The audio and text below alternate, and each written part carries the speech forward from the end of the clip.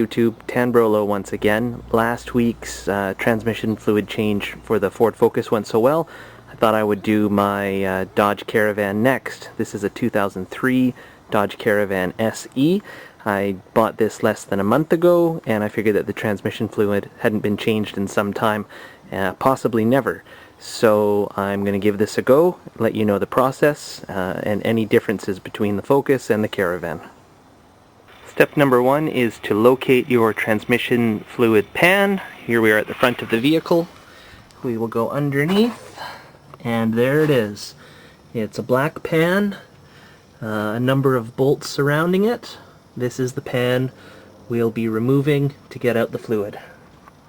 This pan is held in place by a number of 10mm bolts, and I've already taken it off and drained all the fluid.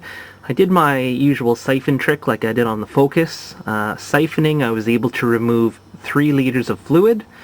Then when I finally did pull off the pan, there was only half a liter in the pan. So it's very helpful, convenient, and a lot less messy if you siphon it first.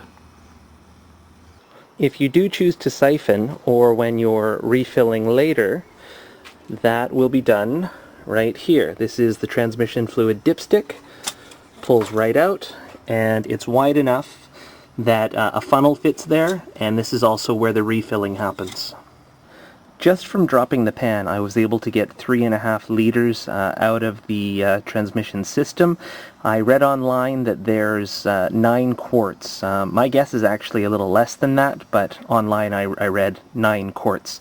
I went to Napa last week, and I asked the fellow there, and he was sure that I only needed 4 quarts, so he sold me 4 quarts of Valvoline, and after some online research I discovered I needed more. I picked this up yesterday. So I'll be using a combination of Valvoline as well as Mobil. The type of fluid you're going to need is ATF plus 4. Whenever you buy this stuff, all the labels, as well as these two, are going to say recommended for Chrysler, recommended for Chrysler.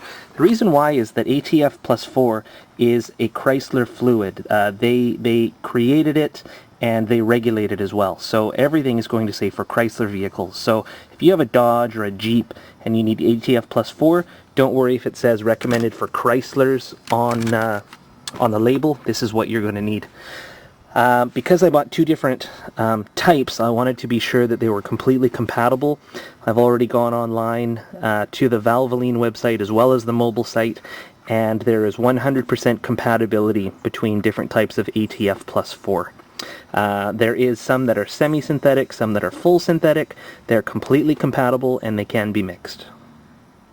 As I mentioned, 3.5 liters of fluid came out of the system, and I just put 3.5 liters back in using a funnel and the transmission fluid hole right here.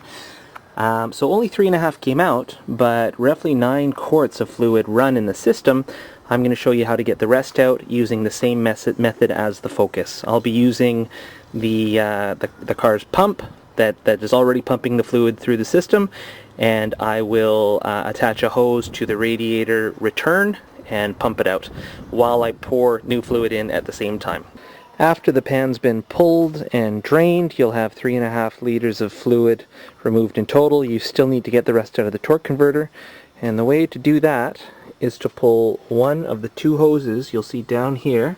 So it's just below the coolant reservoir. If you look down in there, you'll see 2 lines right there. And what you want to do, see, there's the one on the left and there's the one on the right, is you want to take from this position the one on the left. So this is the hose. It's referred to as the right side hose because you refer to sides from as if you were sitting in the vehicle. So it's this one. You want to disconnect it. You can maybe see the connector here if I zoom in. There it is. It's a clamp. You just need some pliers and give it a good squeeze. Yank that off. You can then set up a catch pan underneath, and you don't need an extra hose extension. Just take this hose and put it right down the hole to underneath, where you'll have a some kind of a bottle here to catch it. Start up your vehicle. and let your vehicle pump the old fluid out of the torque converter and the cooler. It'll come right out of that line. While it's pouring out, simultaneously, you have your dipstick out, you have a funnel here, and you're pouring new fluid in as the old fluid drains out. This is much easier to do if you have an assistant, somebody who's just holding the bottle, making sure it's not spilling, keeping an eye on the quantity, and just making it so that you're roughly putting in what you're taking out. I was told this was a 9-quart job. I ended up using about 8 quarts. I have a bottle left over.